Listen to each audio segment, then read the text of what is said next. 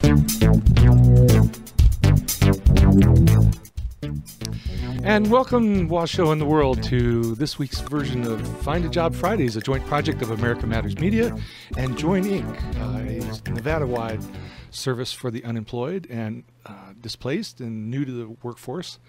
I want to start for a moment to talk about what's in your head if you are currently unemployed or underemployed or dropped out of the workforce. We're having a small resurrection here of job opportunities. We had some folks on from Job Connect last week, and the national statistics all indicate that hiring is still slow in many parts of the country. Here in northern Nevada, in particular, we've had a rough recession. A lot of people have had to recreate their lives around new businesses of their own and finding creative ways to work through temp agencies. And the old days of, you never use that term permanent job. Well, I've got a temporary job and I've got a permanent job. That word permanent is really out of our lexicon when it's associated with the word job. So let's just call those regular jobs. But, for many of us who are, have been battered down by this economy, have lost what would seemingly good jobs and or comfortable jobs, or jobs we knew we were qualified for and wanted to keep, and that was part of our security. A lot of those are gone. And so what now? What next? You have choices. This is really what you say to yourself. A choice is to say, well, I don't want to do this. It's too hard. And job hunting can be too hard. It can be really hard. But the word too hard is maybe too much. So what we're finding is that a whole bunch of people are exempting themselves from the workforce. And as you see more jobs become available, I want you to rethink that. Are you really ready to sit on the sidelines? Does that serve your purpose? Does that serve your family's purpose? Does that serve your long-term goals? And don't give up. Don't give up. Many of us at my age group, or even anywhere over 45, and we've discussed this before on this show, feel as if the system is kind of bent against them, that age discrimination is alive and well. And you know what? There's plenty of evidence to support that. That said, when the economy picks up, jobs do appear, experience gets appreciated, and doors open again. So I want you to be open to that doors can open again. And don't give up. The truth is, it's a difficult environment out there to get a job. There are many barriers, many obstacles. It's not... you can't really imagine all the things that are involved just by yourself, unless you were in human resources, or unless you were, you've been at this a while and learned the lessons the hard way. So instead of that, please consider re-engaging and getting help along the way. There are lots of ways to do that. There's a whole world out there called career coaches, and there's a whole set of agencies subsidized by the state, subsidized by our federal government, and some local initiatives to help people find jobs and connect with the reviving economy. Why not be part of that? And you can. And so I want to give you a little courage to do that.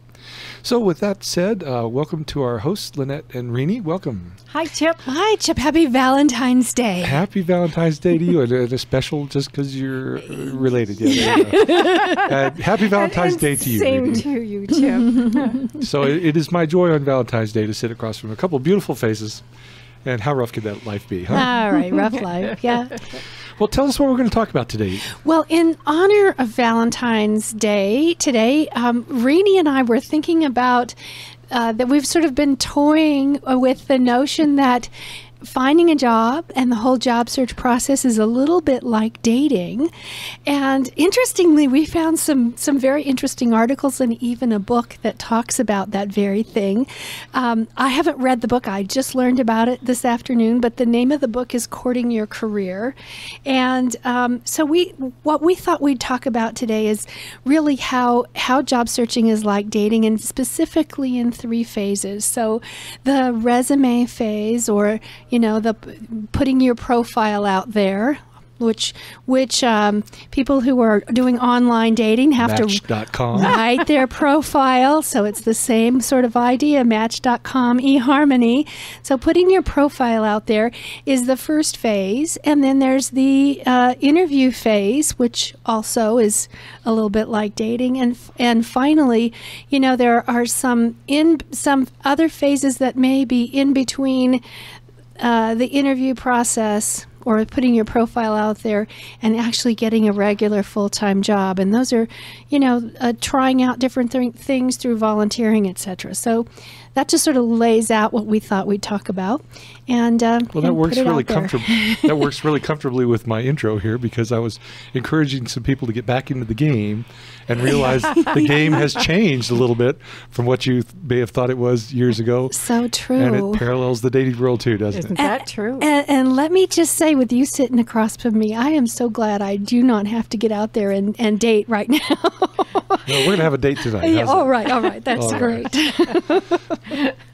So the first, let's just talk for a minute about the first phase, which is, your resume as an online dating profile. And there's some things that you need to know when you're crafting your resume. And the metaphor for the dating profile is really a good one. The first thing you need to do is think about what you're really looking for. What is your purpose? Because if you're doing online dating, at least people tell me this. I don't know this from personal experience. Now it all comes out. Yeah, sure. If you're getting ready to do some online dating, you need to think about what kind of relationship you're looking for. That's right. That's the little box on the screen that says, I am a man looking for a man or woman. Make a choice. Next box. Well, not just that. Not only that, but is it a long-term love of your life kind of relationship you're looking for? Or are you just really looking for somebody to hang out with for a little while and have a good time? A one-night stand. So think about that from the job seeker's point of view. Some people are out there just looking for part-time jobs, or what Renie and I call the bridge jobs, which are some kind of job that will put food on the table and pay the bills until the actual Mr. Right, so to speak, comes along. Renie, we call it rebound dating, right? Exactly. Things fell short the first time, so we're back in the saddle again. But, based on what Laynette is saying, this is these bridge jobs can also help those that are thinking about starting up their own business. They still have to put food on the table, pay their bills, and fund or finance somehow the research that is necessary to actually create a startup company. We're seeing more and more of that kind of activity as well. Right, and we do recommend bridge jobs or short-term dating, so to speak, to some of our clients who are looking to start their own business or who really want to find the right job, but they got to have some income coming in right away. Boy, all the little dating bells are going off here. This is, you do want to have a job of some sort so you don't look desperate to the next employer. It's the same thing in dating, isn't it? And it's Valentine's Day, and who wants to be desperate today? Anyway, the way that you write your profile, therefore, is going to be dictated by the kind of relationship you're looking for. And it's important for people to know when they sit down to write their resume that employers are only going to give that resume about maybe a 15-second look and maybe less. That is if a human being ever sees it at all. So I'm speaking from the point of view of the human being first. So this is the same as scrolling through the Match.com and said, nope. Exactly. That's about a 3 to 5 second event too. Yes, exactly. Not my type. Yeah. So what you put at the top of your resume needs to be compelling to the person that you're looking for, or in this case, to the kind of company or the kind of job that you're looking for. It needs to be a good match right up at the top so that it compels the reader to look further into your background. That would be like a hottie millionaire, right? Or she just mentioned a chili pepper earlier. Oh! So, That's right. So it really is important, though, that we understand that there has to be that kind of a link up at the very top, because they're not going to give it a whole lot more attention, much like that dating site, if initially there's no connection there. Right. So the old style resume that starts with the word objective and then has a silly phrase like seeking an incredible opportunity where I can use my valuable skills and grow my career, that's really totally out and will get you a very definite no when it comes to looking for a lifelong relationship with somebody who likes beaches and wine at night. Or whatever. There you go. And not going to happen. Right? There you go. Not going to happen. So right up at the top of the resume, the kind of job title that a person is looking for needs to appear just as a title. It just appears as a title, and then with some accompanying information that gives a little bit of an idea about your personality. So I often use the phrase known for. What are you known for by your coworkers and your bosses? And put that in your title if it's helpful. Okay, dating advice here from the career coaches from Join Inc. and America Matters. We'll be back after these messages from our sponsors.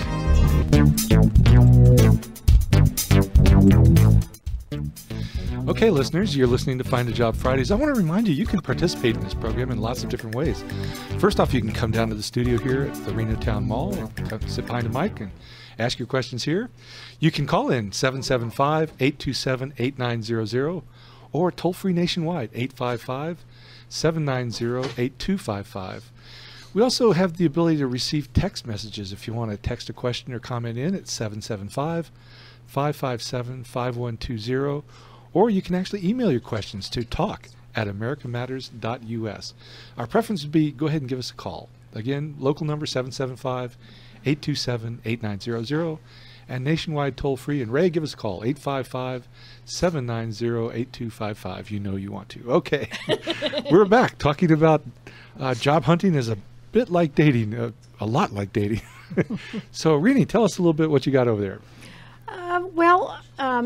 One of the pieces of advice from the book that Laynette was citing was to always put your most relevant experience at the top of your resume. So this starts the courting phase of dating, so to speak, is actually putting out, really what it is that you're known for, what people might like about you.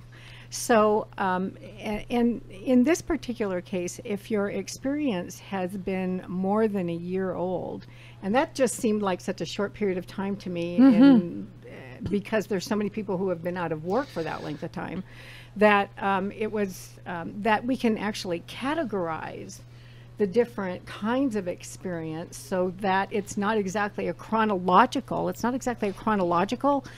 Resume anymore, but it's more chronological within an experience. Right. So a lot of times we have clients who have done a variety of different kinds of work, and they may have done something in their distant past that they decide that they want to return to for whatever reason. Maybe they've been doing something that's been phased out in the economy, or maybe physically they can no longer do what they've been doing, but they had something in their distant past that they did well, and they may want to go back to that. So we, in their resume, we're showing them how to categorize that as related professional experience. Or let's say they used to be in medical services, so they might say healthcare experience, and they will just list chronologically their healthcare experience, even though that may have been many years ago. And then below that, they can put a category called additional experience or recent experience, and that's becoming more and more common. And it gives, again, the human being an opportunity to see right away at the top of the resume, or just below that little summary piece, and what they've done that's relevant to the kind of skills and experience that they're looking for. One of the things when I think of how the job hunt is like these dating sites is, the keyword concept.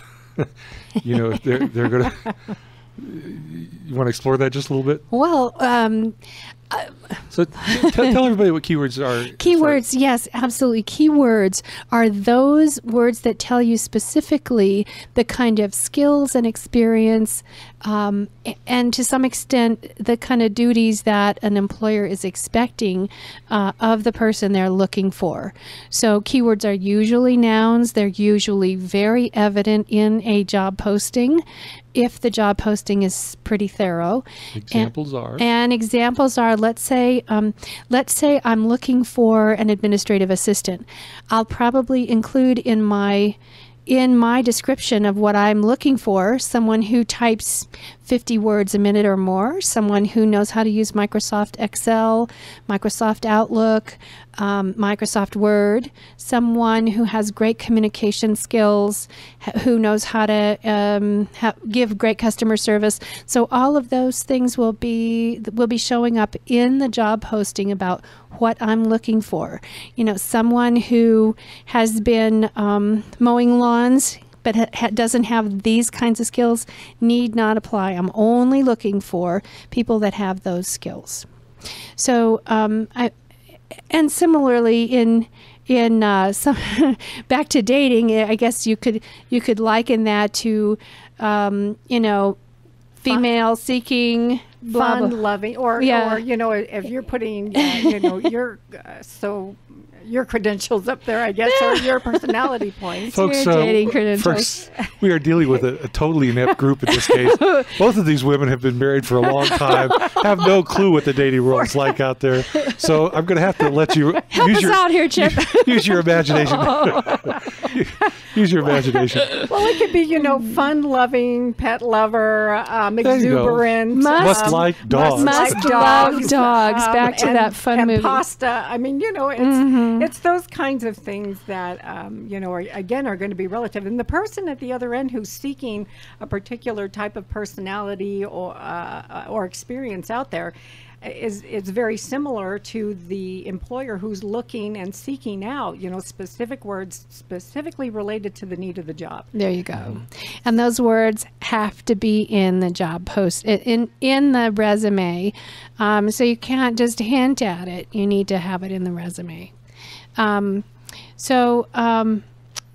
Another thing that needs to be included is you've got to have compelling content. So when you write about what you've done, your resume, if it has things like responsible for and then the whole list of things that you did, that's not going to be compelling content. The reader wants to see exactly what you did, and they want you to use action verbs. So verbs like managed or coordinated or prepared or reported, those are great action verbs, and then what comes after that is going to tell what exactly you did with results. And numbers are always really important in a resume. Putting numbers about how much money you made or saved, or how many people you onboarded, or whatever it is that's relevant to what you were doing.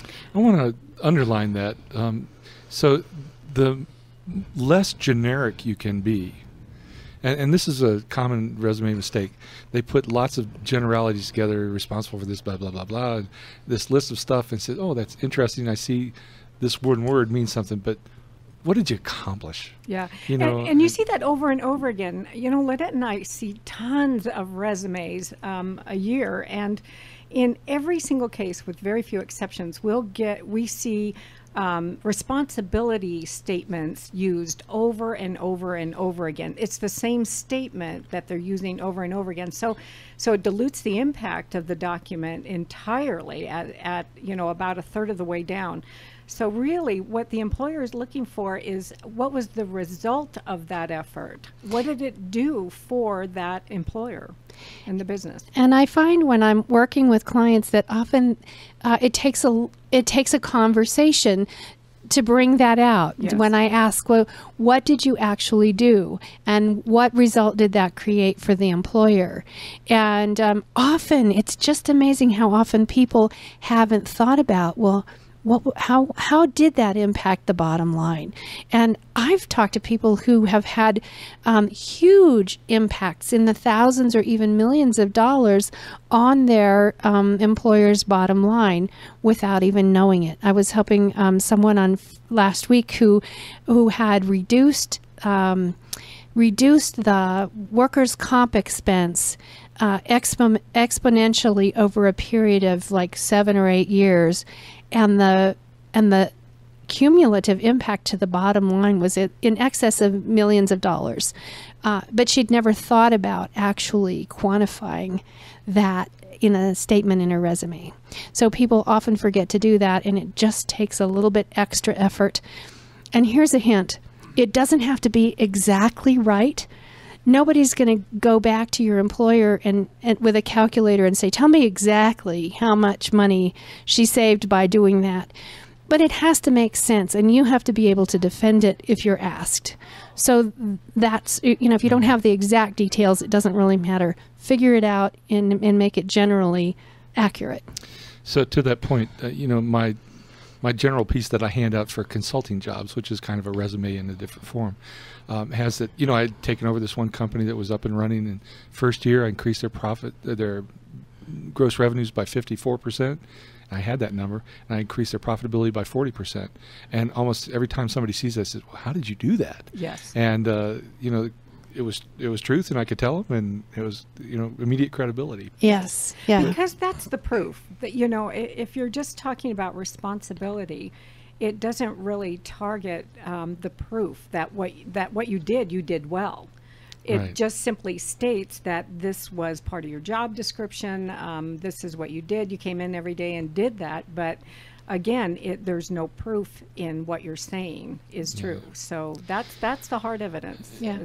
Well, another way to think of this is, there's a list mentality about, I need to get all this stuff on here so they see I've done something. And that's actually a little counter to, you want to hit them, as I understand, with a brief something that makes a difference to their mind. How did you make a difference? Why should I choose you over someone else who has done the same kind of work, has the same skill set as you? Why should I choose you over them? Well, the difference is going to be the impact that you made on the company. So that's what employers are looking for these days, and that's one of the things that we're trying to teach our clients how to do when they write their resume. I can imagine for a moment if you challenged them and said, look, think about everybody who's had the job that you've had, maybe in the same company you were at. I mean, what distinguished you from your coworkers? Exactly. Where I showed up about the same time they did, I went home about the same time they did. If it stops there, then you don't really have a compelling If you're case, just collecting a paycheck, they're not really interested in you. So just one final point, and real quick, it's important to be truthful. So never lie in a resume, no matter what. And you can leave things off. You can use good words and estimate when you have to, but never lie. Okay, you're listening to Find a Job Fridays with the crew from Joins Career Center. We'll be back after these messages. And welcome back to Find a Job Fridays. And this is Renie Bonner and Laynette Evans along with Chip.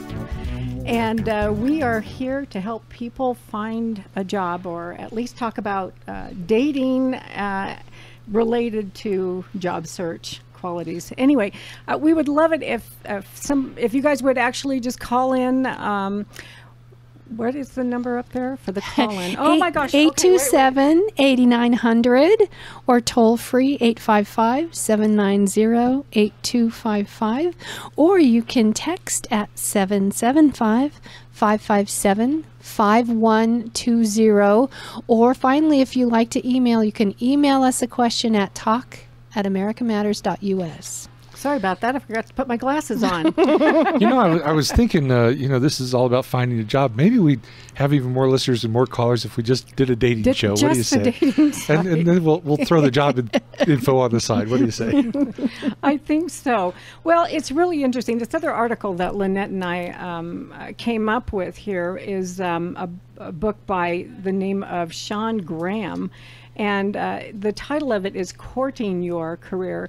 And he spins the metaphor in amusing and insightful ways, such as networking is matchmaking, career fairs are akin to clubbing, and cover letters are pickup lines, in addition to job boards that are linked to online dating and about as equally successful. So, we've got a guest in the Yes, studio. welcome. My goodness, I'm sorry to interrupt the dialogue, but hi, how are you? I'm just fine. Would you do us a favor and introduce yourself to our guests? We have a former client in the studio with us, and so just go ahead and introduce yourself. My name's Renie. I was with these two fine ladies for their training and their teaching, and I just want to say that they have helped me out a whole lot. Wow, and you have you. a job now, right? Yes, I do. Yay! I've had a job now for 7 or 8 months now. and you've that's wonderful. Do you want to give a shout out to your employer? I don't know if they actually listen to the program, so I don't know. That's all right. But I noticed that they're often looking for people. So maybe you want to mention who they are and what you do for them. The place I'm working at is called Gary Platt Manufacturing. Mm-hmm. What we do there is we manufacture and sell casino seating, basically the seats that they have in the casinos. What I was hired for was an upholsterer, and it's not just all upholstery. I was mainly hired for the chairs that have sound to them. Really? I didn't Yes. know anything about that.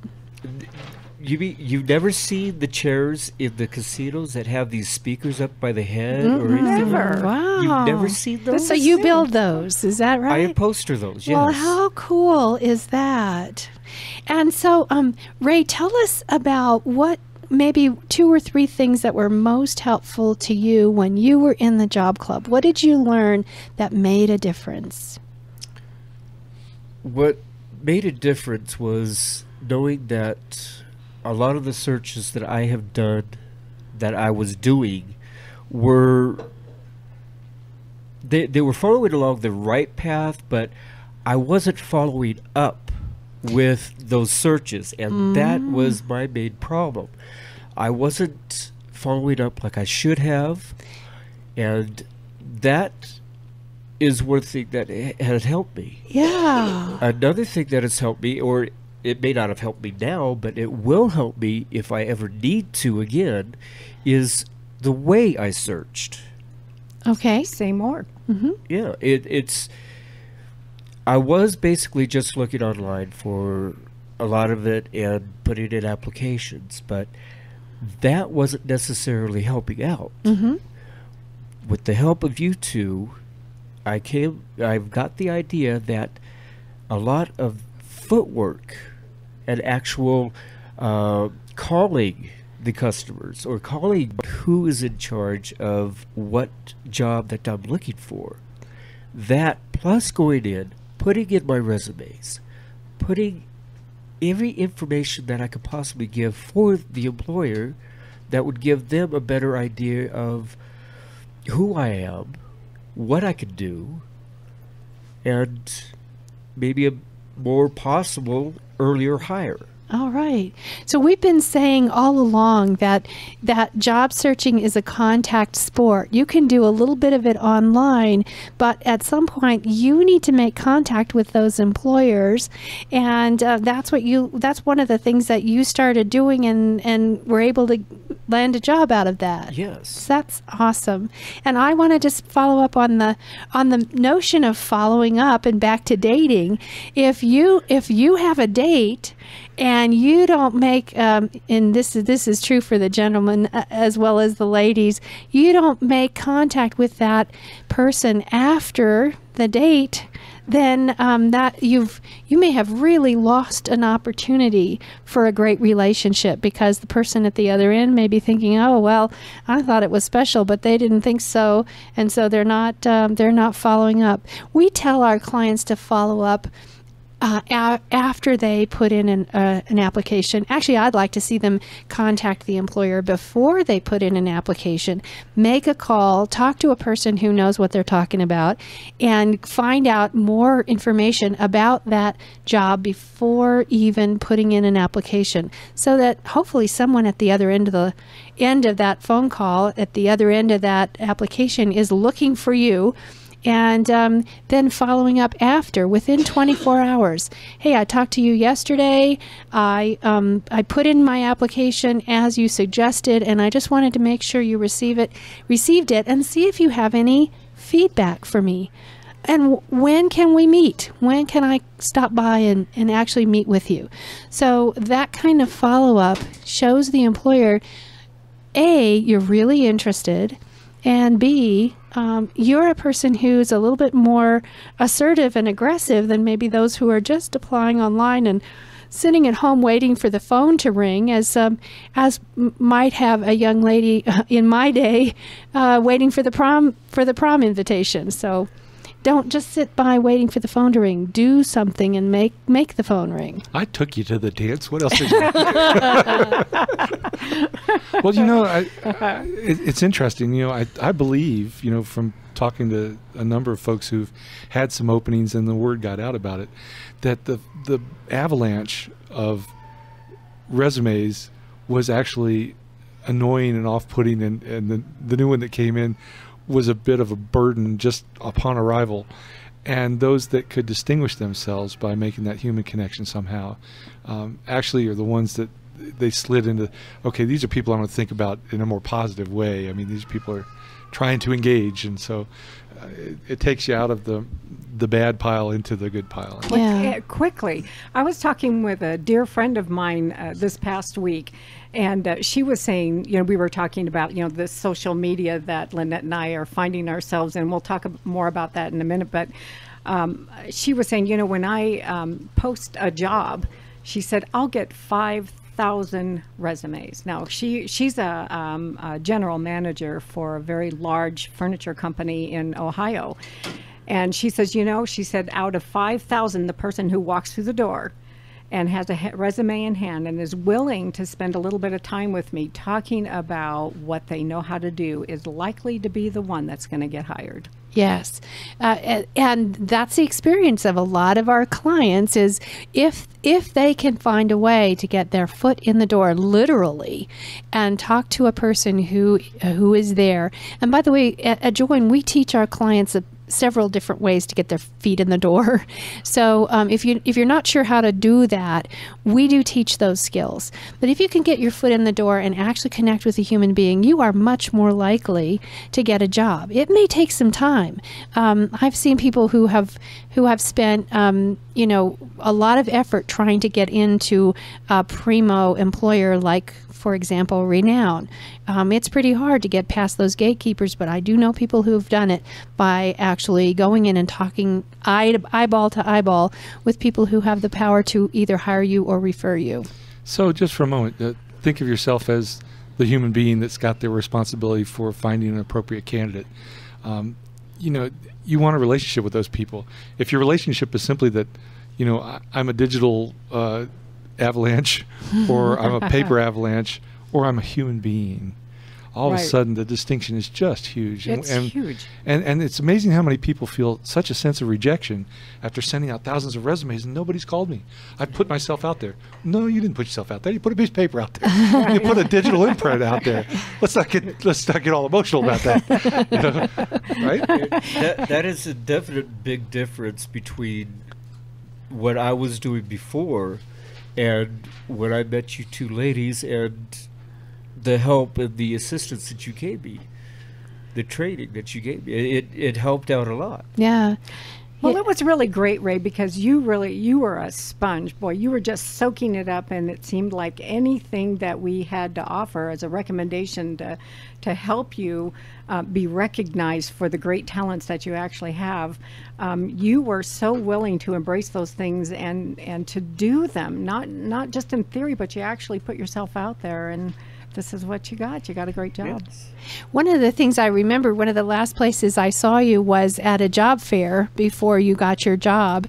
And I just want to mention, sometimes there can be intermediaries that are matchmakers. And so, well, last week we were talking with Susan Fix from Applied Staffing. They're a good example of matchmakers. They help match you up with an employer that's looking for someone just like you. So we're about to take a quick break here. We'll be back to talk more about job seeking and how it's like dating.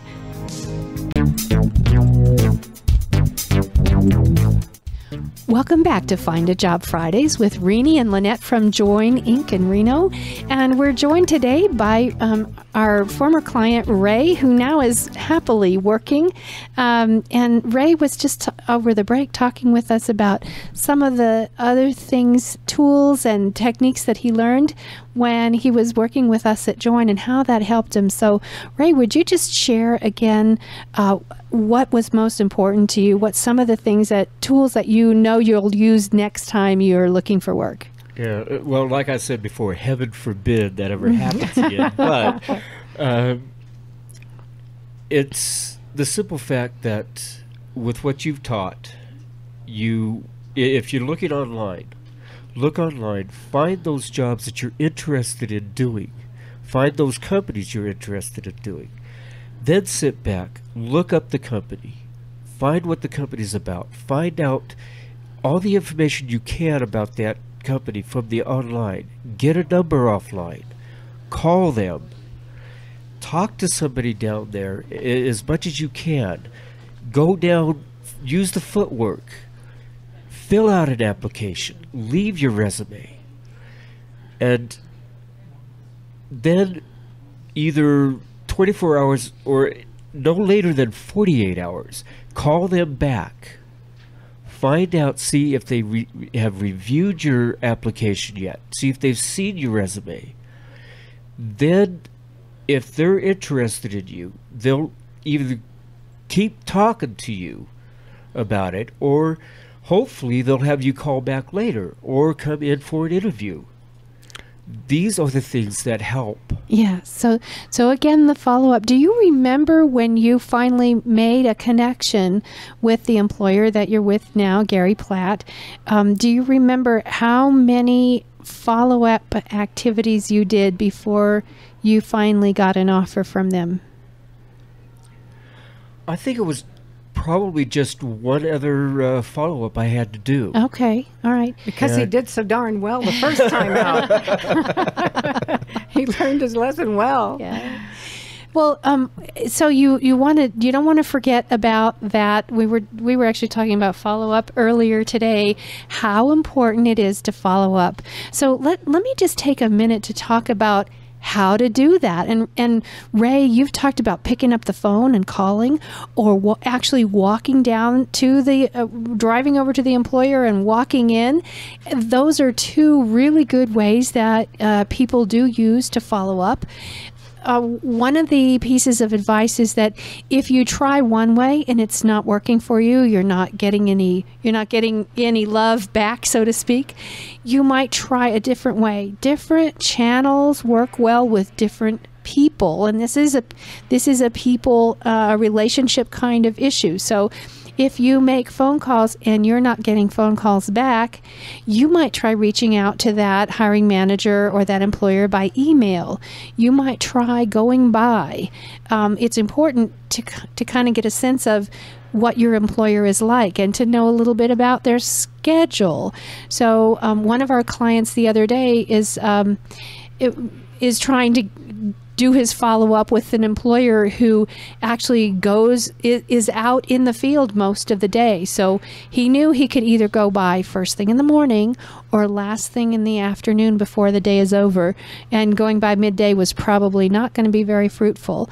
And likewise, calling wasn't going to be fruitful. So dropping by and just with his physical presence, letting that employer know how interested he still is. Thank you notes, likewise, are a really important part of the follow-up process, and it gives you an opportunity to tell that employer something special about them, why you're interested in them, or maybe add something into the conversation that you might have forgotten in the interview, which, God forbid, that happens all the time, right?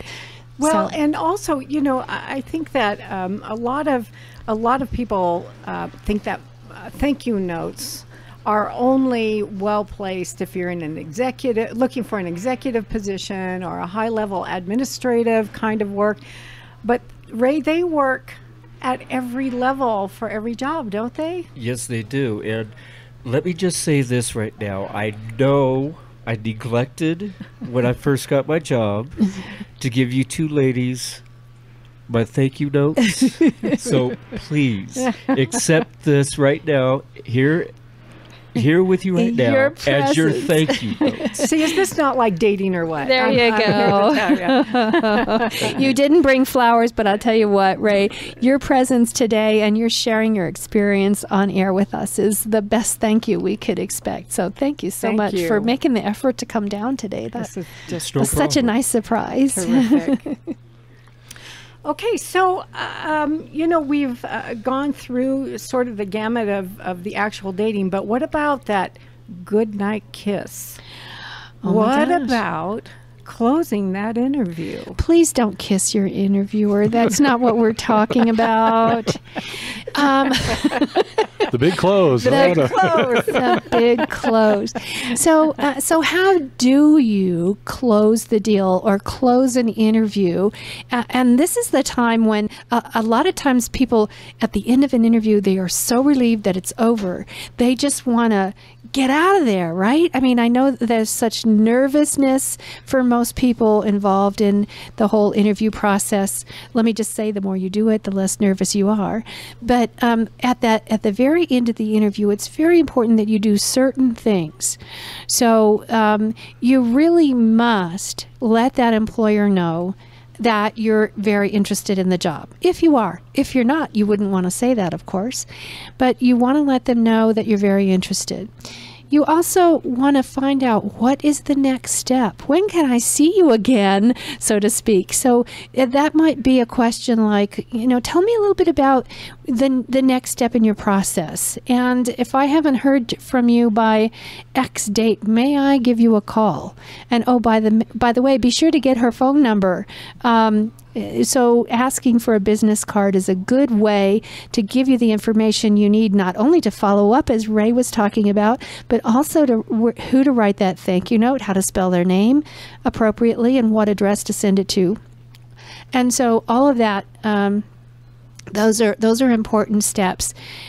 The other thing is to see if you can glean a little information from that interviewer about how you did. So you don't say, well, how did I do and when can I start?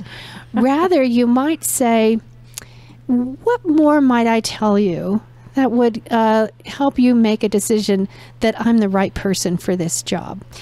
What we're doing there is, we call that closing gaps.